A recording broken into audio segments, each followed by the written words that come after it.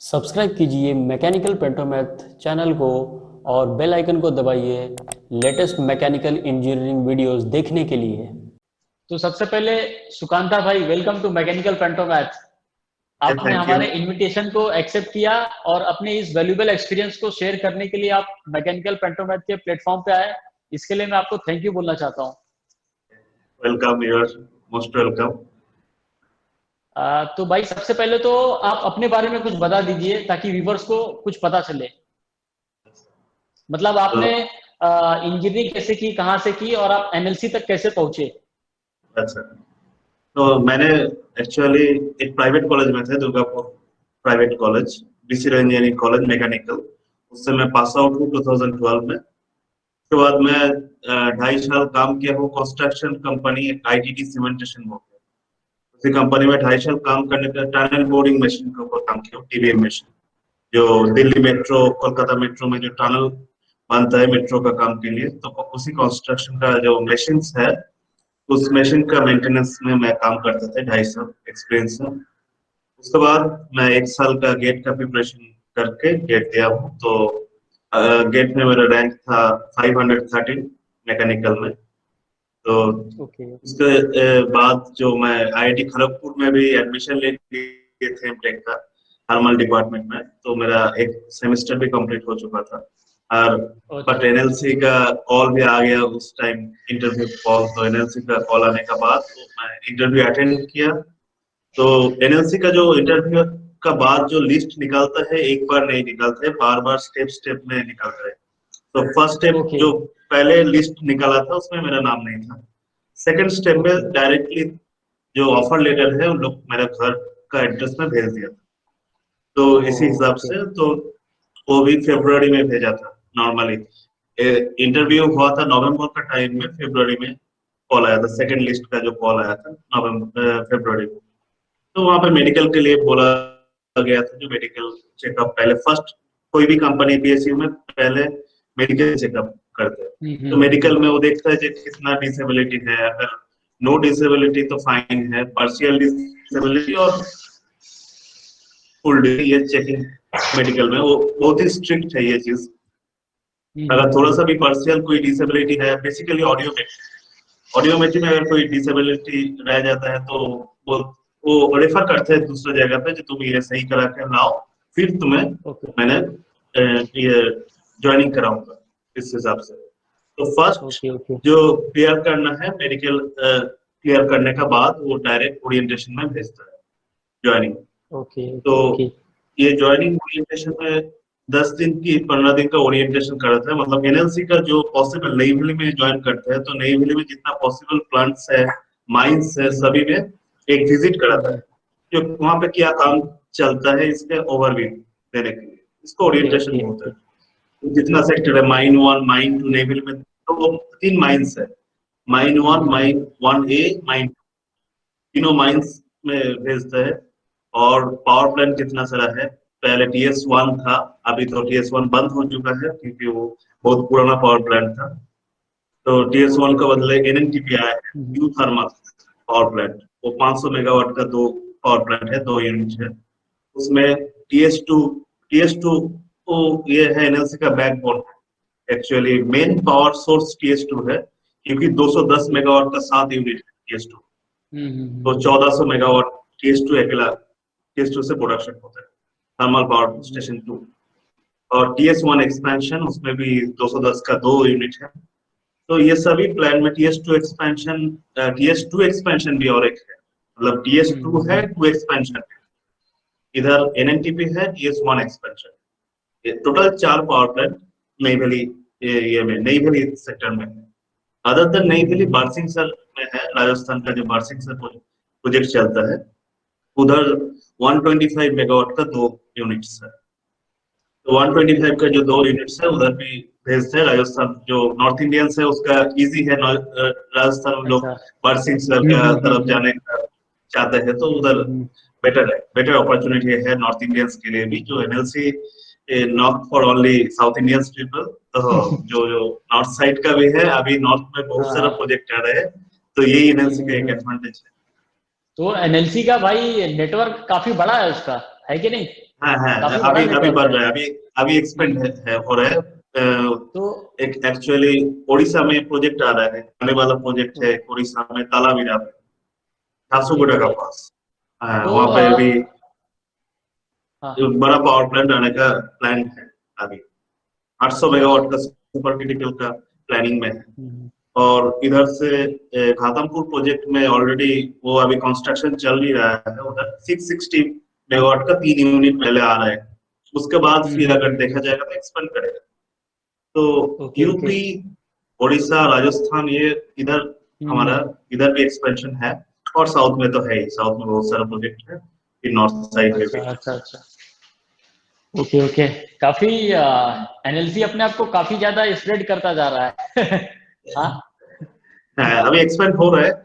और माइंस में जो काम करेगा तो माइंस के लिए भी उधर झारखंड में पाचवारा बोल के एक माइंस है, उड़ीसा में खुद का माइंस है। एनएलसी का सबसे ब्यूटी है जो उसका अपना माइंस है और अपना पावर प्लांट है। तो अपना माइंस का सब पावर प्लांट में उसको फायदा ज्यादा मिलता है।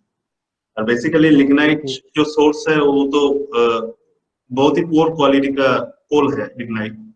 तो तो वो उसका प्रोसेस करके पावर जनरेशन, एक्चुअली उसका अपना माइंस और पावर प्लांट होने के नाते प्रॉफिट मिलता है। नहीं तो मुश्किल हो जाता, क्योंकि वो अपना अगर कन्वेनियंस ज्यादा हो जाता तो लिग्नाइट को ये करना मुश्किल है। कोल जैसे एक जगह से और एक जगह ट्रांसपोर्ट होता है, तो लिग्नाइट को इतना दूर ट्रांसपोर्ट करना पॉसिबल नहीं। तो इसीलिए लिग्नाइट फिर का जो फिर माइंस के पास power plant advantage.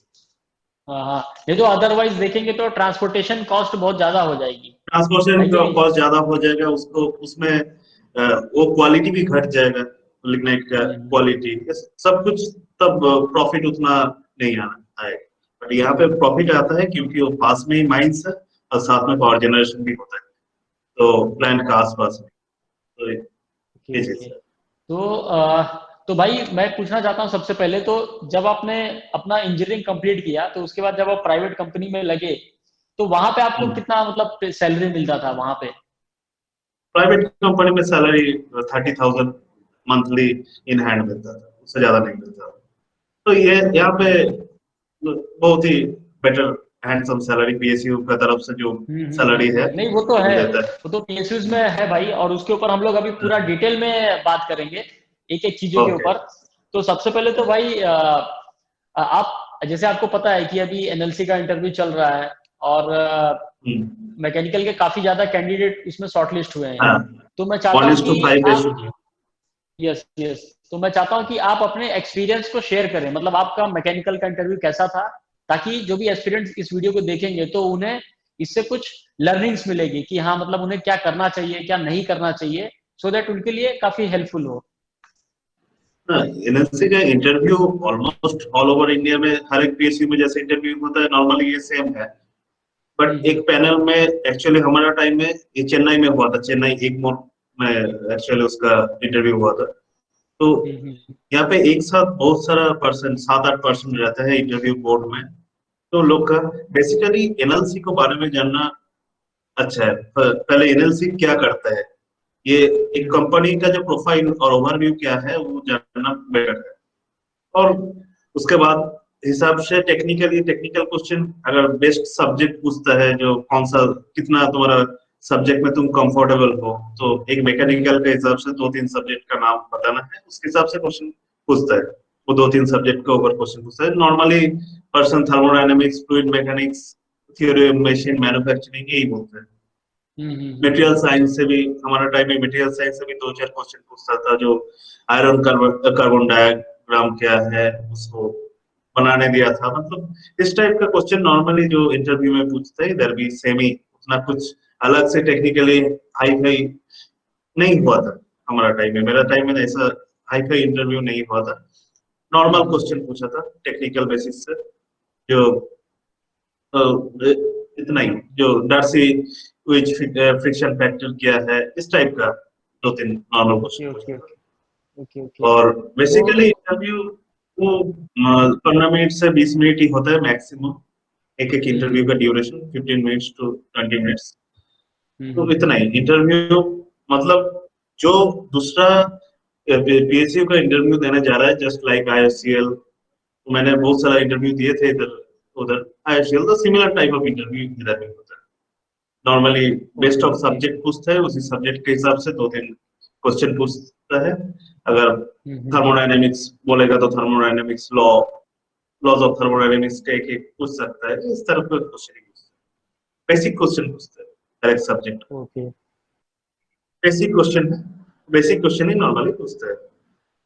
7-8 okay person रहता है, वही एक के बाद एक। तो उसके बाद और भी पूछता है कि तुम पावर प्लांट के लिए क्यों इंटरेस्टेड हो, तुमको अगर माइंड में भेजा जाए तो तुम्हारा क्या ये रहेगा, तुम नौकरी करोगे कि नहीं करोगे। इस तरह का क्वेश्चन मेंटल ये देखता है, जब प्रिपरेशन कितना है नौकरी करने का, जो मेंटली प्रिपेयर्ड कितना प्रिपेयर्ड है। जो नॉर्मली पावर प्लांट में ही भेजता है, जितना नया स्टूडेंट नया रिक्रूटमेंट हुआ है पावर प्लांट के लिए, माइंस के लिए अलग रिक्रूटमेंट होता है, माइनिंग सेक्टर से और डायरेक्ट प्लेसमेंट से।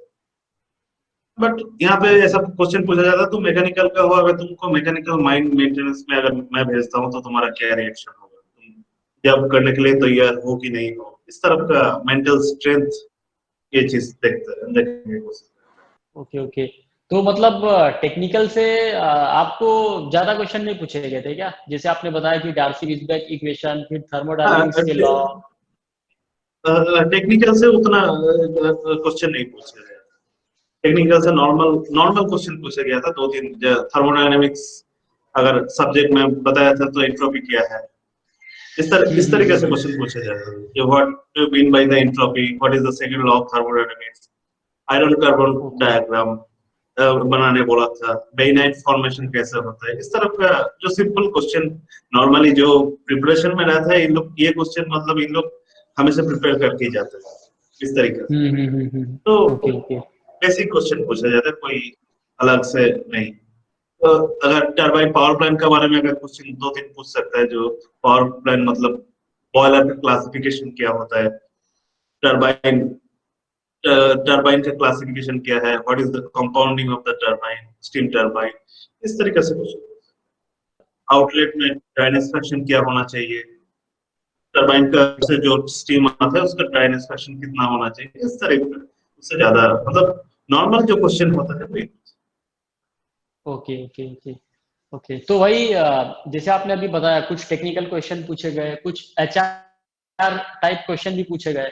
एचआर टाइप तो क्वेश्चन पूछा था क्योंकि मैंने जॉब हाँ छोड़ के बोलिए, आया आप था कुछ एक बोल दूसरा रहे हैं। जगह से। हाँ, ये क्वेश्चन हाँ जरूर हाँ पूछता है जो जॉब छोड़ के आते हैं।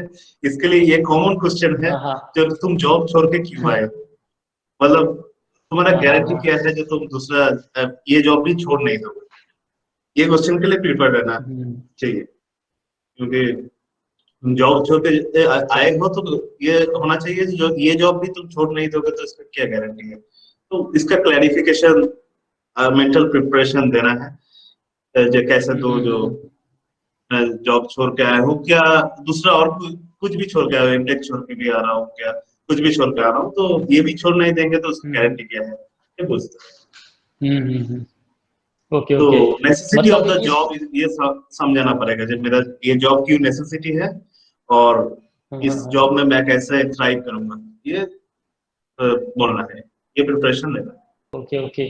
तो मतलब मेन मोटो यही होना चाहिए कि हमें अपने आंसर को इस तरह से बताना है कि उन्हें लगना चाहिए कि इस बंदे को जॉब की सबसे ज्यादा जरूरत ये है और ये कन्विंसेबल बंदा है। जॉब, हाँ, और ये छोड़ के नहीं जाने वाला है, ये मतलब हाँ, उन्हें लगना यस चाहिए। यस यस, ये डेफिनेटली ओके। ये लगना चाहिए कि ये छोड़ के नहीं जाएगा। मतलब एश्योरेंस हर एक कंपनी वही चाहता है, जो मैं जिसको ट्रेनिंग दे रहा हूँ वो हमारे पास रहे, काम करे। क्योंकि इरन से अभी ट्रेनिंग सेशन का आप पूछेंगे, शायद मैं बताऊंगा भी, जो ट्रेनिंग सेशन जो अभी एनएनसी का है वो बेहतरीन तरीके से, अभी जो नया जीईटी आ रहा है उसके लिए training session minimum 6 to 9 month का ट्रेनिंग देता है। एक third okay party okay. Training होता है, हर एक जगह पे ले जाता है। आईएएम ये में त्रिची में लेके जाते हैं ट्रेनिंग करने के लिए, इधर एनपीटीआई में लेके जाते हैं, मतलब बहुत सारी जगह पे एनएनसी लेके जाते हैं। इसका एक प्लांट है तूतीकोरिन एकदम साउथ में, उधर भी लेके जाता है। वहां पे 500 मेगावाट का 2 प्लांट है, तमिलनाडु गवर्नमेंट का साथ ज्वाइंट वेंचर, उधर लेके जाता है। तो बहुत सारा जगह एनएलसी लेके जाता है ट्रेनिंग के लिए। तो अब 6 to 9 मंथ ट्रेनिंग देने के बाद कंपनी का भी एक बॉन्ड है, 3 years का बॉन्ड, हमारा टाइम में 3 इयर्स का ही था। तो भाई अभी मुझे एक बात बताइए, आपकी जो बंदा अभी इंटरव्यू के लिए जा रहा है तो वो कैसे, एक मैकेनिकल का बंदा क्या क्या तैयारी करके जाए?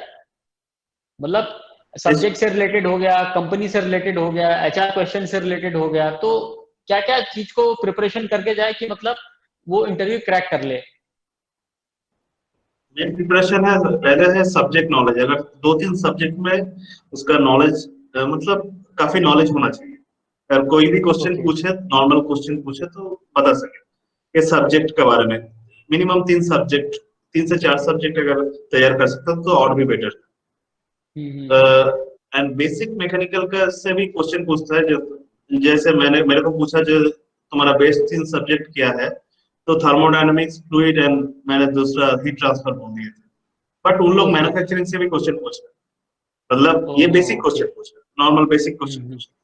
तो ये बाकी बेसिक वो आता ही होगा, क्योंकि वो जो क्रैक किया है एग्जाम, तो उसको बेसिक चीज तो आता ही होगा इस हिसाब से। तो technically they are sound person, जो इंटरव्यू क्रैक किया है हर एक person technically sound person. Technical कोई भी जगह वो लोग निकल लेते हैं। अब नेक्स्ट बात आता है जो एचआर पोर्शन।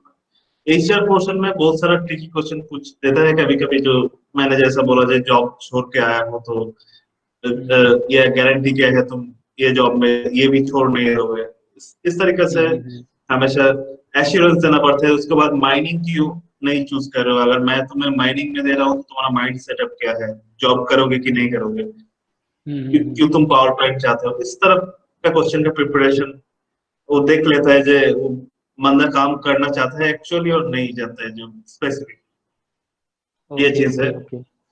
हाँ, नॉर्मली इस तरीके से क्वेश्चन पूछता है और इससे ज्यादा एचआर सेक्शन में नहीं जाता है। अच्छा अच्छा। तो ओके। उसके बाद ये भी बोलता है जो तुम नॉर्थ इंडियंस, अगर नॉर्थ इंडियंस कोई है तो उसको बोलता है जो तुम साउथ में काम करने में कंफर्टेबल हो कि नहीं, तुम्हारा रिलोकेशन का कोई इशू नहीं होना चाहिए। जो 2 दिन बाद तुम ट्रांसफर मांगोगे तो मैं दे पाऊंगा कि नहीं पाऊंगा उसका गारंटी कुछ नहीं है, अगर कोई इमरजेंसी नहीं है तो इस तरीके से क्वेश्चन पूछ सकते हैं, ओके। क्योंकि ओके। लोकेशन मैटर करता है। बहुत सारा जगह पे एनएलसी सराउंडेड, मोस्टली इस तरीके से क्वेश्चन। ओके। ओके। और भाई कंपनी से रिलेटेड क्या क्या तैयारी कर लेनी चाहिए? मतलब कंपनी का प्रोफाइल से रिलेटेड। कंपनी का प्रोफाइल, जो कंपनी नवरत्न स्टेटस का कंपनी है उसका प्रॉफिट इस साल में कितना प्रॉफिट आता है, प्रॉफिट आफ्टर टैक्स कितना आता है, इसका रेवेन्यू क्या है, कंपनी का किस किस जगह पे प्लांट्स है, माइंस है, इस तरीके से ये ओवरव्यू कंपनी को बारे में जानना जरूरी होता है। जो इंटरव्यू में जा रहे हैं अबाउट द कंपनी क्या है कंपनी का, वो जानना जरूरी है। और अब मैं पूछना चाहता हूँ कि जो हम लोग इंटरव्यू देंगे उसका लैंग्वेज क्या होना चाहिए? English, Hindi? Language English, English okay. Okay. Normal language English. यहाँ पे पता नहीं हिंदी चूज ऑप्शन रहेगा कि नहीं रहेगा, बट नॉर्मल लैंग्वेज इंग्लिश में कंफर्ट होना बेटर है जनरल ओके। ओके। लैंग्वेज। क्योंकि मैंने सुना था कि बुलबुल में जनरली साउथ के पीपल होते हैं, तो साउथ के लोगों को हिंदी आती नहीं है, ठीक है? तो ऐसा कहा गया है कि किसी का अगर इंटरव्यू देना है तो वो इंग्लिश में ही दो। नॉर्मल नॉर्मल लैंग्वेज इंग्लिश है। हिंदी में किसी को हिंदी आता है तो हिंदी में बात कर सकता है। ये किसी जो इंटरव्यू पैनल में है वो डिपेंड करता है पूरा इंटरव्यू पैनल के ऊपर। पैनल में 7 आदमी में किसी का 2-3 आदमी को हिंदी पता है तो हिंदी में बात कर सकते हैं नॉर्मली। बाकी लोग को समझ में नहीं आया क्या बोल रहा तो उसका तरफ से मार्क्स घटने का चांसेस है। हाँ हाँ। अगर यस। किसी को, ओके। अगर ओके। एक भी आदमी को अगर समझ में नहीं आएगा तो उसका तरफ से मार्क्स घट जाएगा। तो नॉर्मल है, बेटर है जो इंग्लिश लैंग्वेज में बात करना बेटर। इंग्लिश में ही दे। ओके। ओके। तो आई थिंक एस्पिरेंट्स लोगों को ये समझ में आ गया रहेगा कि अगर आपको इंटरव्यू देना है तो आप इंग्लिश लैंग्वेज में ही दीजिए, इंग्लिश में तो वहां पे आपके सिलेक्शन के चांस बढ़ जाएंगे। हाँ, सिलेक्शन का चांस ये बता नहीं सकते लैंग्वेज के ऊपर सिलेक्शन का चांसेस, बट मोस्टली जो हर एक पीएसयू में हम लोग प्रेफर करते हैं 2 लैंग्वेज। आईओसीएल का इंटरव्यू मैंने दिया था तो उसमें ऑप्शनल था जो Hindi, either Hindi otherwise English. ये बट यहाँ पे ये ऑप्शन शायद नहीं है। ये यहाँ पे ओनली ऑप्शन रहेगा English is better, because English में बात करेगा तो समझ में सबका, अगर किसी को हिंदी आती नहीं है तो उसको भी समझ में आएगा इंग्लिश में बात। हाँ, हाँ, वो तो ये कहीं ना बेटर कहीं एडवांटेज। थोड़ा सा बैड इंप्रेशन जाता है इसकी वजह से, कि हाँ मतलब आपको लैंग्वेज के लिए इंग्लिश। बैड इंप्रेशन नहीं जाना चाहिए, बट बेटर है हाँ, सबको नहीं समझ फिर में भी आए मेरा बात। हाँ, वही वही, हाँ मतलब मेरा एक बात ह्यूमन सबको समझ साइकोलॉजी में आए। होती है ना। हाँ यस यस, जैसे जैसे एक ह्यूमन साइकोलॉजी होती है कि अगर सामने वाला कुछ बोल रहा है और मुझे समझ में नहीं हाँ आ रहा है तो मैं तो हाँ, उससे वही। नाराज ही रहूंगा। हाँ एक बाय वही वही। डिफॉल्ट रहता है ह्यूमन साइकोलॉजी। हाँ, वही। बाकी ये- बाकी वो बंदा तो नहीं चाहेगा कि मैं इसके मार्क्स काटूं, लेकिन फिर भी एक बाय डिफॉल्ट एक साइकोलॉजी होती है जो बैक ऑफ द हाँ माइंड हाँ, चल रहा है, वो कहीं ना कहीं उससे उतना इंप्रेस नहीं होगा उस बंदे से। इंटरव्यू में और एक चीज है, एक साथ दो तीन आदमी ये डिफरेंट क्वेश्चन पूछ सकता है। ओके मतलब ओके। इधर से दो आदमी एक क्वेश्चन पूछे, इधर से दो आदमी एक ही टाइम में दो तीन क्वेश्चन अराइव हो सकता है। इंटरव्यू में अच्छा ये होता है नॉर्मली। तो अच्छा अच्छा। इसका ओके इसके लिए क्या करना पड़ता है, जो एक एक करके स्लोली स्लोली, फर्स्ट इसका क्वेश्चन, उसके बाद इसका क्वेश्चन, मतलब सब कुछ क्वेश्चन का आंसर देना है लास्ट तक। लास्ट में जब इंटरव्यू में छोड़ रहा हूँ तो सबका क्वेश्चन मैं अटेंड किया हूँ, ये करना है। क्योंकि एक साथ, मतलब ये जॉब लाइफ में भी होता है, एक साथ चार पांच काम आ जाता है, बट वो कंप्लीट करके जाना है, मतलब ये चीज देखते हैं रस रस के हिसाब से। तो इसके लिए प्रिपरेशन, मेंटल प्रिपरेशन रहना चाहिए। एक साथ दो आदमी दो ओके क्वेश्चन पूछ सकता है एट अ टाइम, बट वो दो क्वेश्चन का ओके। आंसर देना है एक एक करके।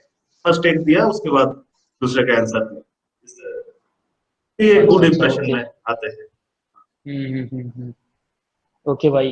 अब भाई मैं पूछना चाहता हूँ कि अगर मान लो कैंडिडेट ये चाहता है कि उसका सिलेक्शन 100% हो, तो उसके लिए उसकी क्या अप्रोच होनी चाहिए, कैसा एटीट्यूड होना चाहिए? एटीट्यूड, एटीट्यूड बोलने से पॉजिटिव टुवर्ड्स द जॉब, जो अ, उसका अर्जेंसी दिखाना चाहिए ये जॉब में, जो ये जॉब वो करना चाहता है, क्यों करना चाहता है। टेक्निकली साउंड तो ऑब्वियसली, वो टेक्निकल क्वेश्चन एंड सब कुछ अटेंड करना बेटर होता है। मतलब जितना टेक्निकल क्वेश्चन पूछता है, मैक्सिमम अगर आंसर दे पाएगा तो हो जाएगा। और उसका एटीट्यूड में और क्या है, एचआर का जो क्वेश्चन, आप एचआर साइड से जो क्वेश्चन है उसका भी कन्विंसेबल आंसर देना जरूरी है। तो कन्विंस कराना है जो, तो मैं ये काम के लिए तैयार हूँ, ये कन्विंस करना चाहिए। और सपोज सपोज मैं फर्स्ट ईयर एमटेक स्टूडेंट हूँ, ओके, तो मुझे इंटरव्यू में ये इंफॉर्मेशन देनी चाहिए कि मैं एमटेक कर रहा हूँ या हाइड करना चाहिए? एक्चुअली अगर हाइड करे तो इशू, तो क्योंकि जो एमटेक करे उसका स्कॉलरशिप मिल रहा है, हम्म। जो एमटेक करे उसका स्कॉलरशिप मिल रहा है। तो हम्म। हाइड करने के बाद जब जॉब ज्वाइन करने आएगा तो उस तरीके से मैंने एक्चुअली बता दिया था कि इंटरव्यू का टाइम है, जो मैं एमटेक कर रहा हूँ, तो मेरे को ज्वाइन करने का टाइम बोला जो वहां से तुम ये करके, मतलब पूरा ऑफ करके आओ इधर, मतलब वहां से पूरा क्लोज करो चैप्टर, उधर का कुछ नहीं रखना है, मतलब एमटेक डिसकंटिन्यू करके फिर आके ज्वाइन करना है। मतलब ये डायरेक्ट हम लोग को इंस्ट्रक्शन दिया गया था। Discontinuation okay. का लेटर चाहिए, लेटर सबमिट करोगे तभी ज्वाइनिंग लेटर मिलेगा, मतलब ज्वाइनिंग लेटर मिलेगा ओके। मतलब ज्वाइनिंग होगा। एक अच्छा उस अच्छा टाइम ओके। पता है, तो हाइड करके भी उतना फायदा नहीं है, ये इलीगल में हो सकता है, मतलब उसका ऊपर एक्शन लिया जा सकता है हाइड, अगर हाइड करके चलेगा तो। ओके। यहाँ पे ऐसा कोई प्रोविजन नहीं है जो दोनों एक साथ करना है, कोई एक्स्ट्रा ऑर्डिनरी केस नहीं है, तो ये पॉसिबिलिटी नहीं है, छोड़ के ही आना पड़ता है। जितना अभी पीएसयू में काम करते हैं, कोई एमटेक का साथ मुश्किल है। नहीं भाई, मैं इसलिए बोल रहा हूँ ना क्योंकि एक मेरा फ्रेंड था, तो हम्म, उसने क्या किया था, उसने जो है एमटेक हम्म, ये ऐसा कर रहा है इसको हाइड किया था, ये इन्फॉर्मेशन उसने हाइड किया था, क्योंकि हम्म। उसका ये मानना था कि एनएलसी के जो लोग हैं वो लोग चाहते हैं कि बंदा अगर एमटेक कर रहा है तो वो एमटेक ही करे, वो यहाँ पे ना आए, एनएलसी में ना हाँ, आए। एक्सैक्ट हाँ यही मेंटेलिटी है। अगर एमटेक हाँ। कर रहे हैं तो उसके लिए कोई दूसरा ऑप्शन नहीं रखता है कंपनी का जॉब, मतलब ये सिचुएशन है जो, हम्म। मतलब एक जगह से डिसकंटिन्यूटी करके ही दूसरी जगह पे ज्वाइन करना एक्चुअली लोग प्रेफर करते हैं, कोई लीगल केस में नहीं जाना चाहता, क्योंकि उधर जो एमटेक करते हैं उसका दूसरा तरफ से स्कॉलरशिप मिल रहा है, फिर इधर सैलरी भी मिलेगा, तो ये डबल इनकम का चांसेस है, बहुत सारा लीगल इश्यूज आने का चांसेस है। ये तो है भाई, ये तो है, लेकिन क्या सीन हो रहा है कि उसने बताया था कि एनएलसी के जो भी एम्प्लॉय हैं जो मतलब इंटरव्यू लेते हैं, उनका ये मानना है कि अगर बंदा एमटेक कर रहा है तो इसका मतलब वो काफी वैल्यूएबल चीज है, तो वो लोग ये नहीं चाहते कि आईआईटी की सीट वेस्ट हो, तो इसके लिए उस बंदे को सिलेक्ट नहीं करते हैं। क्या ये सही है? नहीं, तो मेरे को तो सिलेक्ट किया, मतलब नहीं, ऐसा ऐसा ऐसा ऐसा कोई इशू नहीं है, मतलब उसका अगर अच्छा, जरूरत है, इंटरव्यू अगर प्रॉपरली गया तो सिलेक्ट कर, ये ये ऐसा ऐसा कोई मतलब, बट वो क्या है, मेरे को डिसकंटिन्यू करके ही वो आना है, एमटेक कंप्लीट कर नहीं पाएंगे क्योंकि एक साथ दोनों नहीं हो पाए। नहीं, सिलेक्शन अगर हो जाएगा तो डेफिनेटली वो तो डिसकंटिन्यू करेगा ही करेगा, लेकिन अगर मान लीजिए एक उसके मन में एक डर है कि मतलब मैं अगर एमटेक के बारे में बताऊंगा कि मेरा अभी करीब 1.5 इयर्स एमटेक में स्पेंड हो चुका है, तो अगर मैंने सामने बताया तो शायद पैनलिस्ट ये सोचे कि इस बंदे का जो एमटेक का जो 1.5 इयर्स है ये वेस्ट हो जाएगा, तो इसके लिए इसको मत लो। नहीं नहीं नहीं, ऐसा ऐसा कुछ नहीं है, बिकॉज हमारा भी दोस्त साइड में बहुत सारे सभी मैक्सिमम एमटेक छोड़ के आए हैं, वो सब बता के आए हैं जो एमटेक कर रहा था, और किसी का 1 साल भी हो गया था, 1.5 साल भी हो गया, सबका इंडक्शन हुआ है, ऐसा नहीं है जो सबको लिया गया है, ऐसा कोई इशू नहीं है। जो फैक्ट है वो जो सही चीज है वो बताना बेटर है, उसमें मुश्किल नहीं होगा। यस यस, ओके, ये तो भाई आपने सही बात बोली, क्योंकि इंफॉर्मेशन अगर हम लोग कुछ हाइड करते हैं तो कहीं ना कहीं हम लोग कॉन्फिडेंट नहीं रहते हैं, एक मन में डर होता है, तो उसकी वजह से हाँ, तो उसकी वजह से प्रॉब्लम भी हो सकती है। हाँ, उसके जैसा दूसरा प्रॉब्लम, उल्टा प्रॉब्लम आने के चांसेस बेटर है, जो सही चीज है उसका ऊपर ही लेगा, ऐसा कोई नहीं है। ऐसा बहुत सारे को एमटेक छोड़ के आए हैं, मैक्सिमम यहाँ पे जितना इंडक्शन हुआ है अभी तक last 2-3 years, maximum person MTech, वो सभी एमटेक बोल के आए हैं, उधर का बाद कोई आईआईटी में जाके उसको डिस्कंटिन्यूटी करके फिर आके ज्वाइन किया। तो भाई अब मैं चाहता हूँ कि आप ये जो भी एस्पिरेंट्स है उन्हें एक फाइनल मैसेज, एक एडवाइस दीजिए, मतलब आप क्या बताना चाहते हैं उन्हें?